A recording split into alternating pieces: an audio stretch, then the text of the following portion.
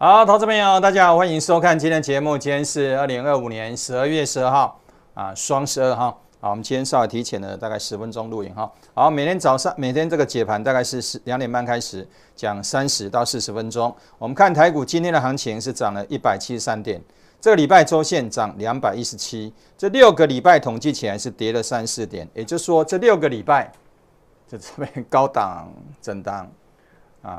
攻了6个礼拜也没有什么进展哈，目前是跌了3、4点，6个礼拜的统计啊，所以我们说目前大盘在高档震荡。好，大盘的格局当然在历史高点附近，但是近期出现的几个1、2、3、4、5、6个还5个啊，看不清楚没关系啊，透过股神系统来看一下就可以了哈。我们透过电脑来看一下好了。好，有几个1、2、3、4、5个没有错了哈。好，近期出现了5个卖出讯号，当然是代表这里压力非常沉重。那今天的格局，第一条线还是粉红色，表示第一线没有站上多方，还是空头格局哈。好，2、3线也在零轴附近，所以这个盘当然是一个非常弱势、非常危险的盘。股价往上攻的同时，趋势线往下掉，这叫背离，也叫做开口笑。当然，背离代表意义就是怎么样啊？就是好像车子的引擎灯亮了。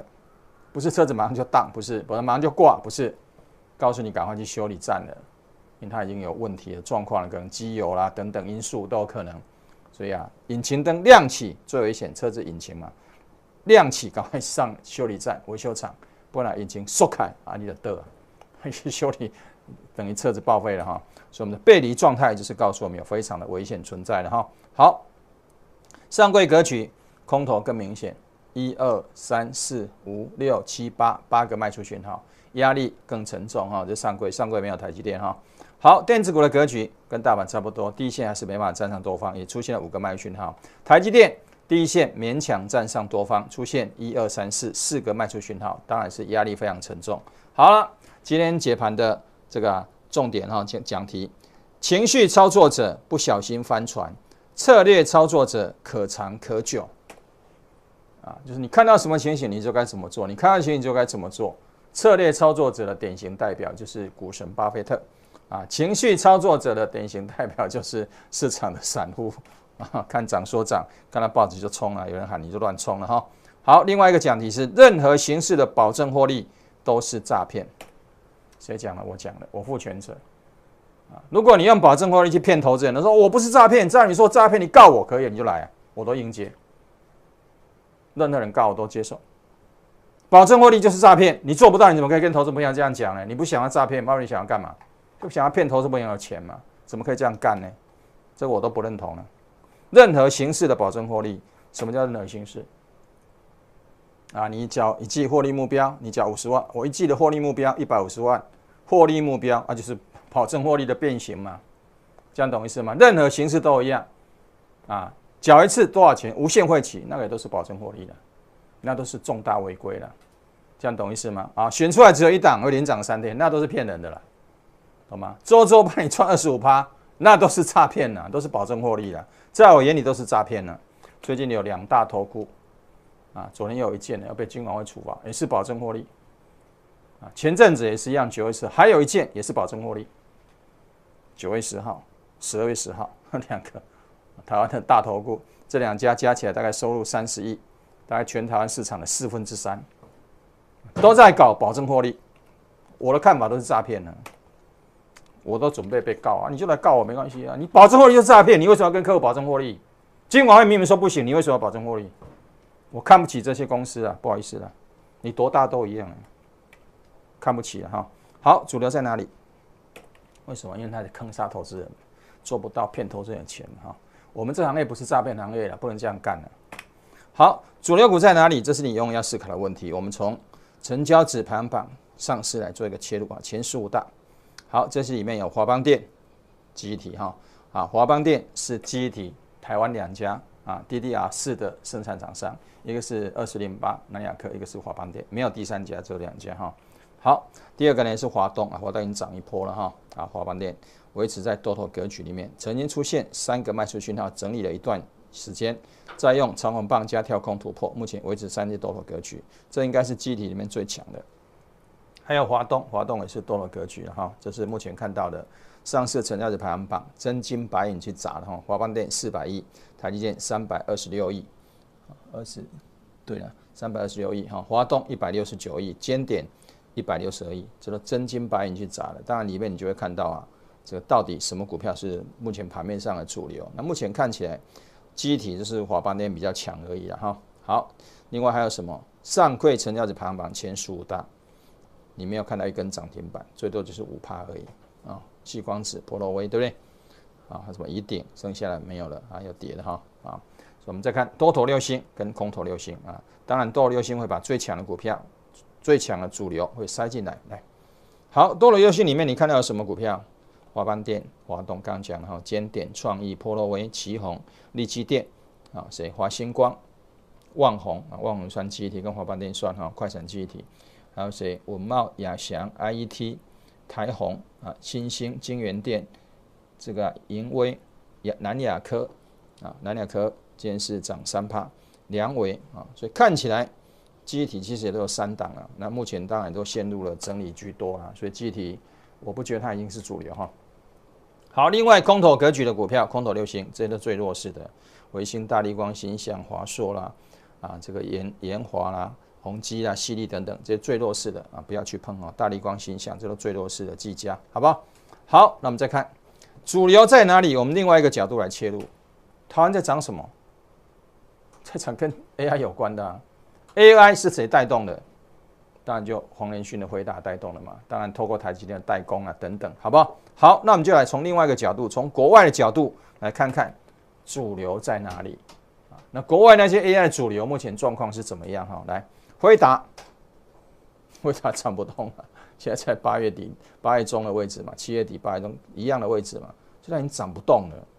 那辉达为什么会涨不动呢？奇怪哈，辉达是最棒的 AI 公司啊，全世界卖最多铲子的，铲子可以挖金矿嘛，啊，那边有一个金矿，谁先爽到？卖铲子的，啊，金矿有没有挖到不知道，因为你要去挖金矿，你要买铲子啊，所以卖铲子先爽到。辉达就是卖铲子的，对不对？好，那辉达为什么涨不动了？4个月盘整涨不动了。辉达第3季毛利啊，第3季的营收570亿美元啊，同比增长62%，毛利率73.4%，吓死人了，高到不行啊！还有什么？全球的科技巨头排队等着要抢 AI 晶片，订单已经超过5000亿美元。天哪，这什么数字啊？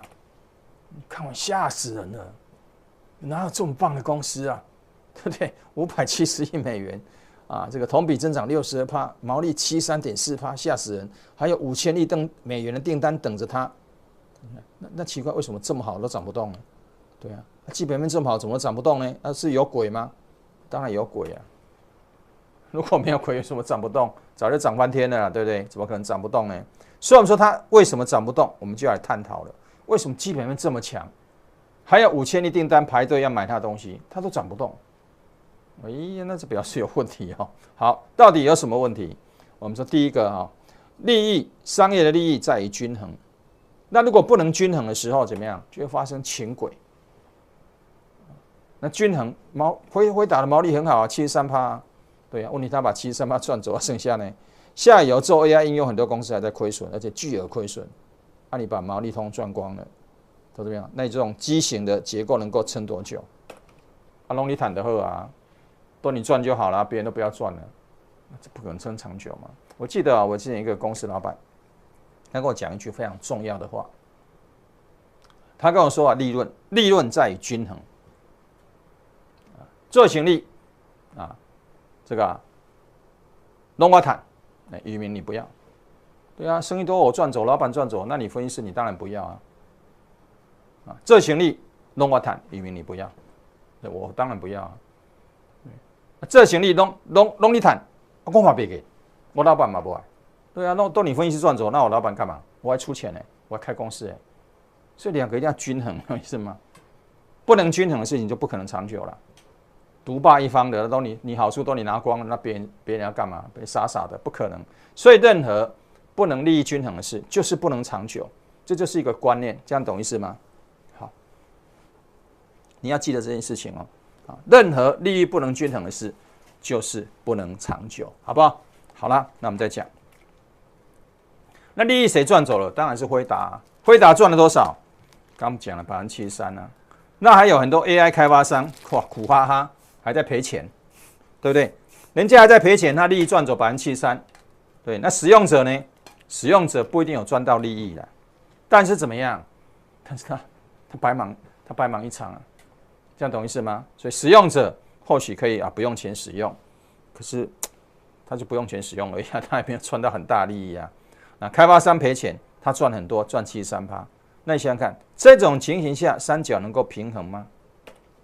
不能平衡啊，懂吗？最先倒就是开发商先死啊，先死啊。所以这种 AI 目前这种架构，不可能平衡的啦，懂意思吗？哈，好，另外有什么问题？大陆的问题哈。好，辉达 H200解禁，台厂这个供应链有戏唱了，真的是这样吗？里面一大堆厂商了，技嘉、华硕了，这不刚都空头流星吗？对啊，技嘉、华硕都在空头流星里面了。有没有华硕啦、技嘉都在空头流星里面？奇怪哈。好，那如果开放 H200销大陆，那台厂就会有利。那奇怪，那为什么这些空头公司反而对不对？那是不是真的这样？不一定。为什么？新闻就出来，同一天哦，你看10号工商写说台厂有戏啊，这个经济说北京不可能啊，可能不买白宫的账，就你要给我 H200，我不要了，北京不要了。对啊。两个新闻的观点是截然不同的哈。好，黄仁勋讲的最清楚，大陆未必会买 H200。大老板那时候不知道，他有什么问题，他当然很清楚啊。那这个问题之下，你不愿买，很清楚啊。你阉割了我，大陆干嘛跟你买呢？所以很清楚了。所以黄仁勋讲非常清楚了哈。好，那央视啊采访黄仁勋，黄仁勋承认说啊，华为 AI 晶片做出来已经3款了哈。华为是竞争对手，但强调对手不是敌人，希望双方能够继续竞争下去。直言我热爱竞争。那辉达第3季在中国的销售量0，一块都没有卖出去。你说辉达为什么涨不动？全球最大 AI 市场中国，销售量降到0，那当然涨不动了。那还有什么问题？被爆出啊 H200 有后门了，你卖给我东西有后门。那这资料可以传回去，那我干嘛跟你买？有时候是国安的问题啊，这样懂意思吗？哈，好，所以嘛，这个问题一出来不得了啊 ，H200有后门。对此，中国外交部回应了啊，说中方不接受联合博弈，不接受不平等条约，不接受美国既要赚中国的钱，还要在晶片里加后门。辉达的晶片通过软体啊，向美国本土传输啊定位的资料。懂意思吗？所以结论就是，极有可能 H200大陆会被禁售。你留个后门啊，你要传资料，那当然禁售啊。如果大陆的手机卖台湾，它也可以留个后门，那我们的军人可以用吗？我们的军人在联络了，对不对？联络各种军情了，结果你后门你讲话资料通传到大陆去了，大陆跟我们是敌对，那军方可以用大陆手机吗？我们台湾的军方是不可以用大陆手机的，你只能你只能买苹果啊。你只买3星啊，你不可以买大陆出的手机啊！我们台湾的军方有这样的规定。那同样的，你辉达晶片留个后门，对，你要把资料传回去，那中国可能跟你买这个晶片吗？不可能了，不要闹了哈。好，那中国的监管单位12月11号宣布对 H200审批机制，什么意思啊？大陆的厂商要买黄仁勋的晶片，要经过中国的监管单位审批啊，懂意思吗？你要买可以啊，我来跟你批，不准，不准你买，我要管控啊，我要查核啊，不是你想买就买啊，审批啦，懂意思吗？这很麻烦的哈。审批意味什么？不是辉达想卖就卖，不是美国你想抽税就抽税，不可能啊。所有的引进 H200的中国晶片、中国企业啊，都要按照申报流程，监管部门要查核用途、成本等细节。晶片里藏着额外的费用，你要关税一大堆，审批就不准了，懂吗？所以这笔交易就没办法自然完成了，所以美国连税都没得收了。所以你有没有看到结论呢 ？H200在大陆会卖得很好吗？我看很难了，好不好？好，辉达的护城河，这另外一件事哦，辉达的护城河被Google 的 TPU 解体了，它不但中国卖不出去，可能一片都不能卖。另外呢，它的护城河被Google 解体了。Google 出了叫 TPU， 辉达叫 GPU， 对不对？好 ，OpenAI 还没有开始大规模部署谷歌的这个 TPU， 只在市场上放出一点风声，说他可能会买，辉达就被迫将算力价格调降30%。好恐怖啊！我 OpenAI 我可能要去买 Google 的晶片，我不买辉达的，辉达怕降价30%，你看多严重啊！当然这只护城河破了嘛。如果你那么厉害，那你干嘛降价呢？你不买不要，很多人要买，你不买拉倒，我不卖给你。我很屌，就这样嘛。一不买马上降价，你看这多严重啊！好，这意思是什么？就第二家加油站开门了。我们以前加油人都知道，我们早期台湾加油站只有一家叫中油，中国石油，对不对？后来开放民营，台塑加油站出来了，全国加油站出来了，统一加油站出来，还有一大堆不知名加油站通通出来了，到处都可以加油了。中油就是黄仁勋的辉达晶片，那其他慢慢开放民营了，竞争者出来有啊，台塑加油站出来了，全国加油站出来了，统一也出加油站了，到处都可以加油。我一定要到中油加吗？我一定要买黄仁勋的晶片吗？我一定要买辉达晶片吗？不用了。那问题就来了，麻烦就来了，独占性已经不存在了，难怪黄仁勋的股票涨不上去了哈。这样你懂意思了吗？哈，好，辉达第三季570亿美元，比同比增长62%，毛利73.4%。全球的科技巨头跟他买的晶片订单已经堆了5000亿美金了，那怎么会涨不动呢？基本面棒死了，太厉害了，那为什么涨不动？你现在知道了吗？如果我不跟你讲，你也不会知道啊。中国的问题，对不对？这个晶片后门的问题护城河被Google 的 TPU 打败了。那 TPU 到底有什么功能？为什么比辉达晶片更厉害？来，好 ，Google TPU 的使这个辉达护城河一夜解体一个晚上就挂了哈。花莲这次淹水是一样，一夜解体，就整个光伏都被淹了哈，好吗？好，那第一个市场冲击，辉达算力降价30%。没办法，不降价不行，打破垄断了。第二个核心技术OCS 光交换机用微镜反射，延迟低，耗能低，容错高。哇，这辉达晶片还不能做到这样呢，因为它用的方式不一样，传输的方式不一样新的 TPU Google 的晶片它是用镜子反射的镜子来反射光反射这个传输讯号，1秒30万公里光的传输就到了，你还没1秒就30公里，30万公里就全部都跑到了，镜子反射，所以怎么样？它没有太多的功耗甚至可以说没有功耗，没有衰减不用很多的热耗能，哇，这太厉害了哈！好，网络呢结构采取什么3D 这个环面连接数据传输短，而且没有边界，这很厉害哈！好，成本优势以光取代电子交换机，大规模部署成本更低，用光来取代，这很厉害光交换机不是传统那种交换机好，接下来什么？系统灵活，可以动态重组，适用不同的 AI 模型方式。还有呢，第6点，这个直接部署买了100万颗的 TPU 产业链开始脱离辉达的主导，所以辉达护城河一夜解体。为什么辉达涨不动？我看全台湾分析师没有人在讲，也不晓得为什么。我现在告诉你，知道为什么了好 ，Google TPU， 辉达叫 GPU， 这都是 AI 晶片，它们到底有什么不同？在这里看到吗？这个 Google 的 TPU 它容错率比较高，它也很少会错误了，它的精准度非常高，算力提升到辉达2倍以上。哎呦，这个硬体这个效能40%，辉达只有30%。你看我效能又比你棒，我价格又比你便宜，效率又比你高，故障会自动绕行。透过光的传输这个有时候 AI 晶片可能某一块坏掉了，那如果你传统的像辉达到那里坏掉，哇，你跑出来答案是错的，你要重跑一次TPU 不会 ，Google 的不会 ，Google 会怎么样？会自动绕行，用光来反射，所以你那一片坏了，我就不走这个路，我自动绕路，又找到了，是非常厉害，就非常技术非常厉害好，故障晶片会自动绕行，超越传统的 GPU 晶片，哇，它的容错能力很高。好，成本下降30%到40%，有效算力提升2倍。哇，天哪！它又采取开源的生态这个黄仁勋是闭源的，不一样，这完全不一样。这样懂意思吗？开发者要迁移成本接近0无缝接轨。哇！所以你看，你看完之后你就知道了啊。本来以为 Google 可能会被这个搜索成本拖垮，就看完之后，它的晶片这么厉害，未来明日之星比辉达更棒什么都比它更棒所以你说辉达为什么涨不动？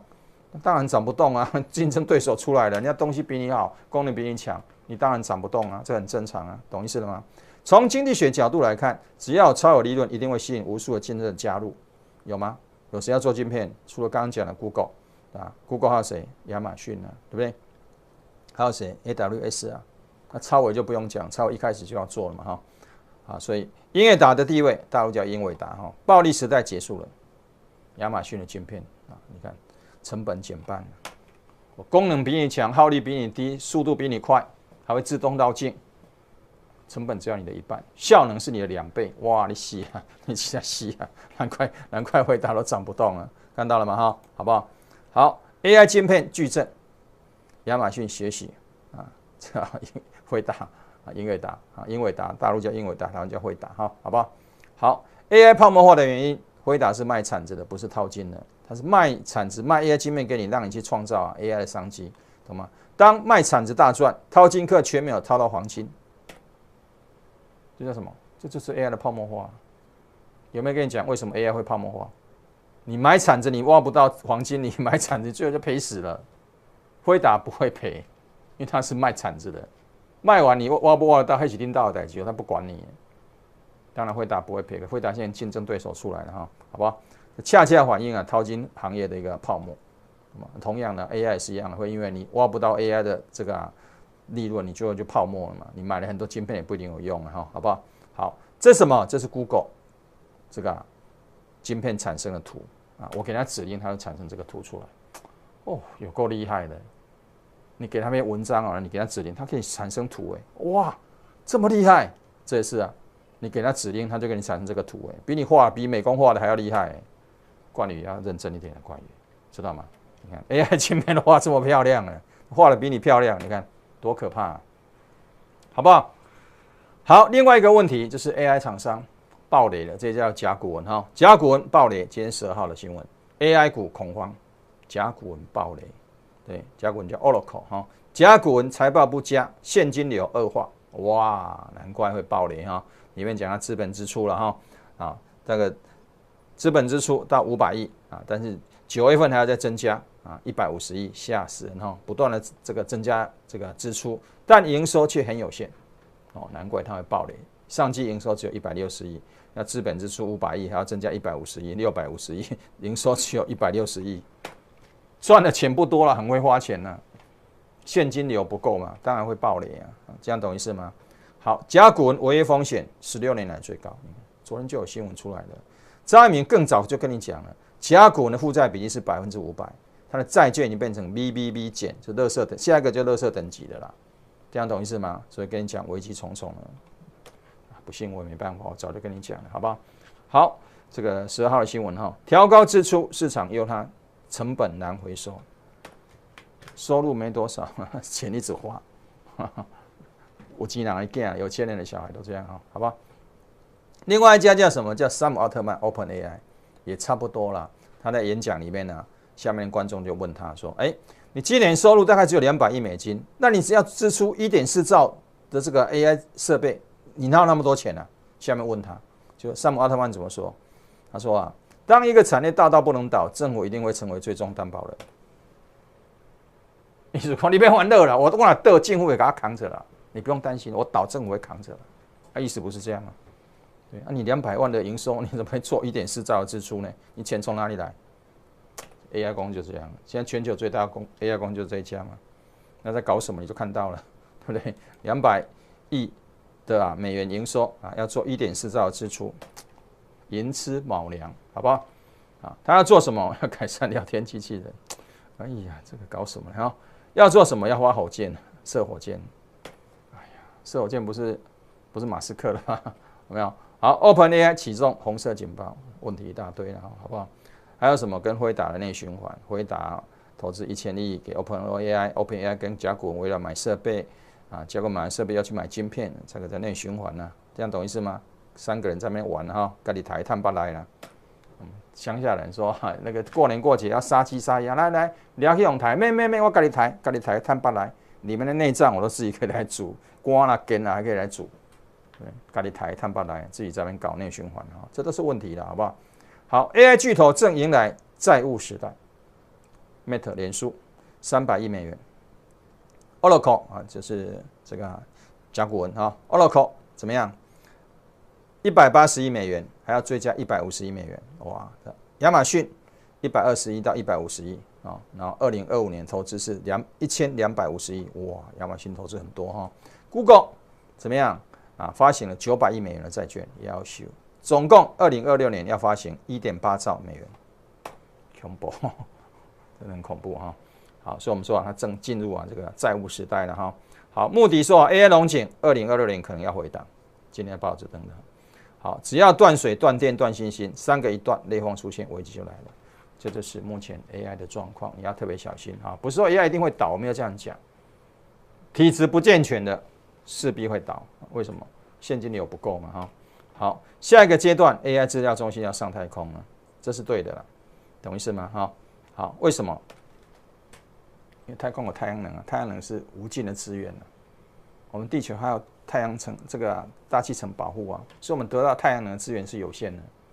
在大气中啊，这个天空中啊，太阳能直接照射过来，直接吸收，那个能源是无限量的，这样懂意思吗？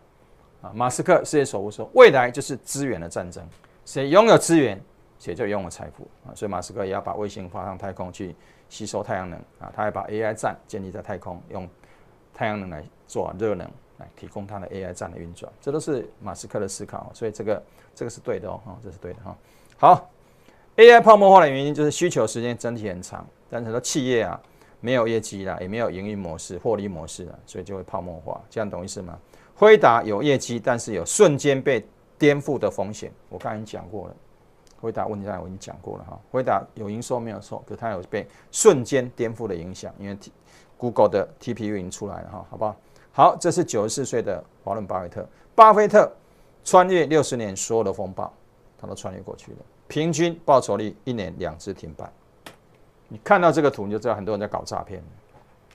什么50万一季获利目标150万，150%哎，3倍哎，50万150万3倍哎，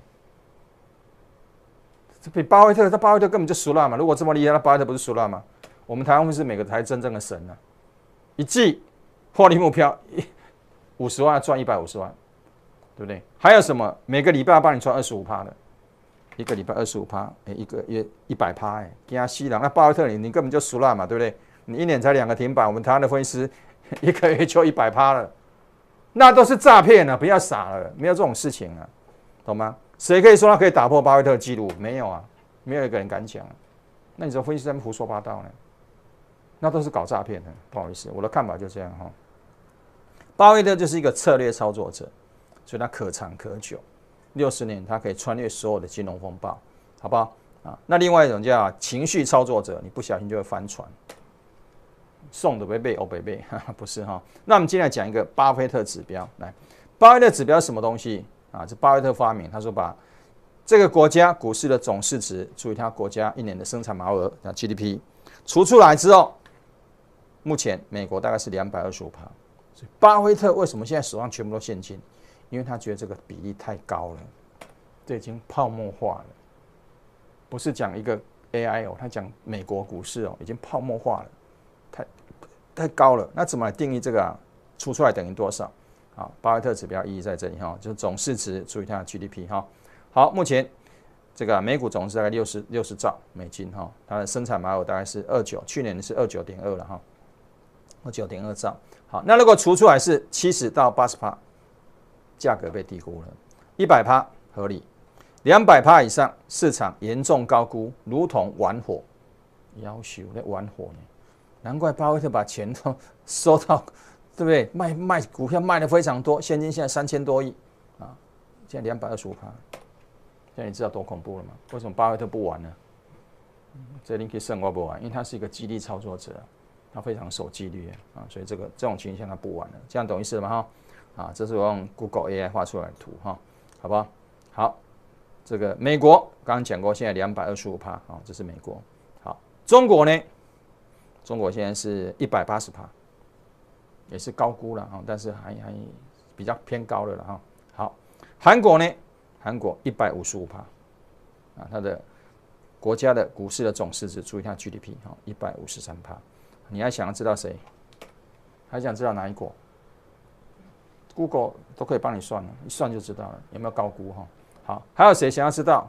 日本哦，好，日本来，日本140%，因为日本事多30年、40年嘛哈，所以目前呢，日本呢这个估值没有很高了，它的股市的总价值跟它的生产 GDP 没有比起来是140%。你更想知道台湾到底现在多少？给大家猜猜看，台湾有多少？来给你们猜，猜到我送你礼物，好不好？误差在5%以内，你猜到我就送你礼物。来，直播间，来猜一下，来快点，台湾到底多少趴？我们的股市总市值跟我们的 GDP 一除，日本才140%哦，韩国150%，台湾到底多少趴？来，200、330，洪解放，哦，230、250，哦，对不对？都还没有人猜到，190、180、150、200，不要写超过200，超过200不晓得多少，数字要出来啊。好，170，到现在没有一个人猜到，你猜不到了，猜我保证把你吓死啊，好不好？好了，公布了，来公布了哦，你们都没有人猜得到，来，265.7，台湾哦，265.7，巴菲特指标，这不是张一鸣指标，这是巴菲特指标，265.7，有恐怖吗？你们都觉得很好啊，赶快冲啊，赶快买啊！你是一个情绪操作者，你不是一个纪律操作者啦。我们讲的实话啦，当然信不信随便你了。或许你听了不高兴，好不好？巴菲特的看法就这样哈。有空把巴菲特指标多研究一下，你就知道了哈。好，微软一边给 OpenAI 砸钱，一边严控资本支出，他老公司嘛，很守规矩了哈。好，脸书大举兴建 AI 治疗中心，同时保留健康的现金流。这些老公司老板都知道，真正的技术革命需要长期投入，不是寅吃卯粮。这样懂意思吗？寅吃卯粮，你小心就倒了。我跟你讲，好不好？好 ，AI 的黄金年代什么时候开始？辉达是算力算卡的企业，它是一个产业中一个环节而已，它不等于 AI 产业，不要搞错了哦，它只是卖晶片而已哈。当辉达垄断被打破的时候 ，AI 才正式进入黄金发展的时代。现在快被打破了 ，Google 的 TPU 出来了，这样懂意思吗？辉达不可能永远只有它卖了，别人都不能卖，不可能了，绝对不可能哈。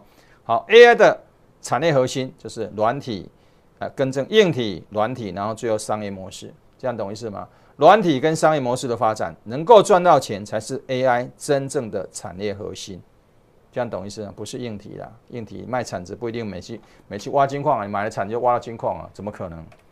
要谁？要能够软体跟商业模式能够发展成功，赚到钱，这才是真正的核心啊！所以这个华为 CEO 认证会说 ，AI 的核心价值在于运用嘛，对啊，你运用没有赚到钱，你怎么运用啊？这样懂意思吗？就这个道理嘛，哈。AI 技术会结出真正的果实，我相信，我绝对相信，只是不知道最终谁会摘到果实。对啊，那你这些疯狂投入人，搞不好倒了，他不一定摘得到，不要傻了，好不好？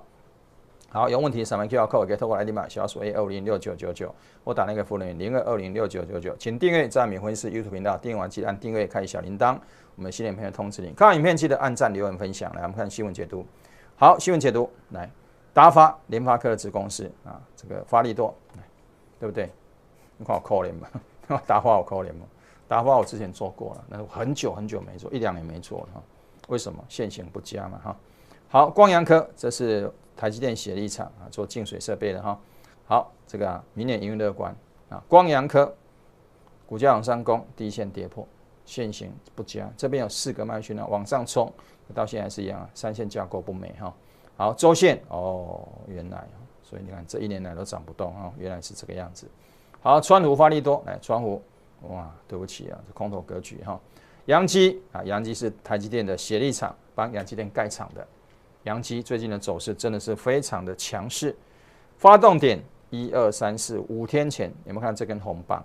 为什么拉这根红棒？1、2、3、4、5、6个压力，它没有拉这根红棒上不去，能懂吗？今天跳空差点涨停板，今天发了什么信息啊？今天是什么？说什么？说阳基哈，来说阳基，来看一下阳基，阳基今天说阳基，我看一下阳基的新闻哈。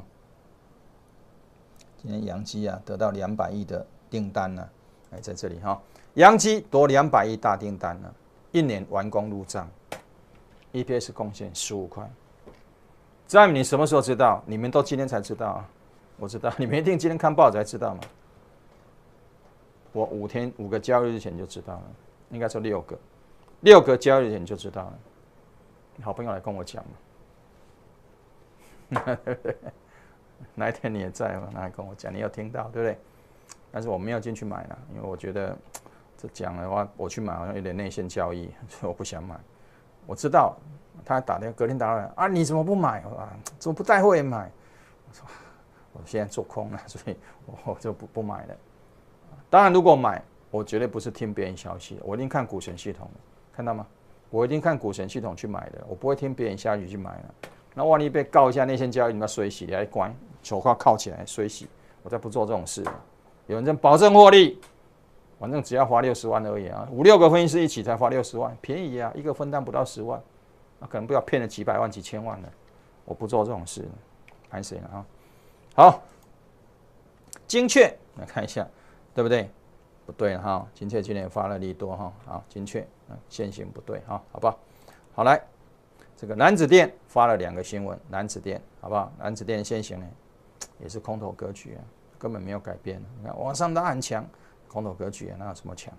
好，散热三节啊，这个旗红双红，看一下，旗红还在零轴附近挣扎，这边有2个压力，所以它必须长红棒跳空，没有涨那几块钱都没有用，今天平盘啊，架构不对哈。好，双红还在空头格局，虽然今天开高走低，今天本来是912。977收盘变915，看到吗？哈，开高走低，空头格局了哈。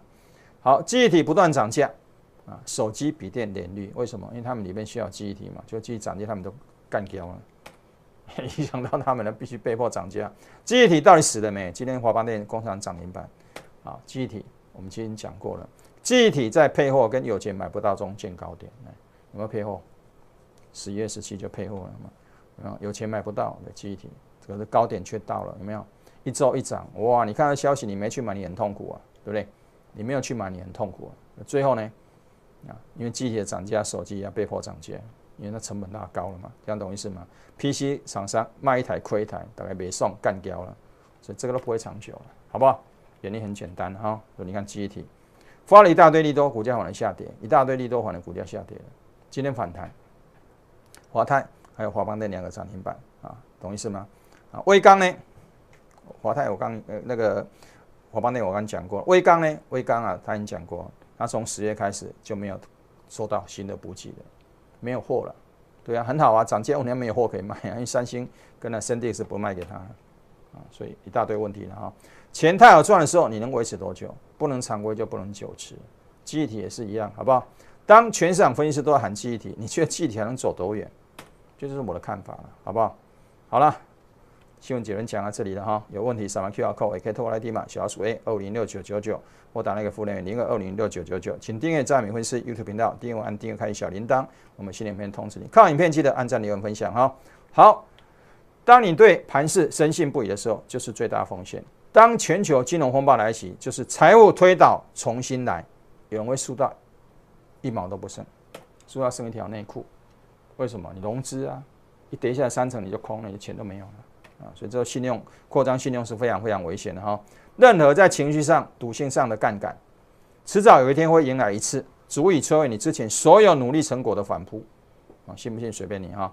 不是股市马上就要崩盘，只是不愿意站在围墙之下。你还记得我刚刚讲，现在台股的巴菲特指数多少吗？265了，好不好？对吧？是不是265？对啊。好，当恐怖平衡的时候。基本面不能保护你，像辉达那么好也没用啊，毛利7几%也没有用，股价涨不动哈。我会站在技术面这一边，好不好？诚信可以判别一个分析师好坏，把客户资产如同自己的，你愿不愿意交这样的朋友？如果愿意，我们就做个好朋友，啊，如果不愿意，我祝福你要相信那个保证获利，赶快去。你输了不要哭就好了啊，好不好？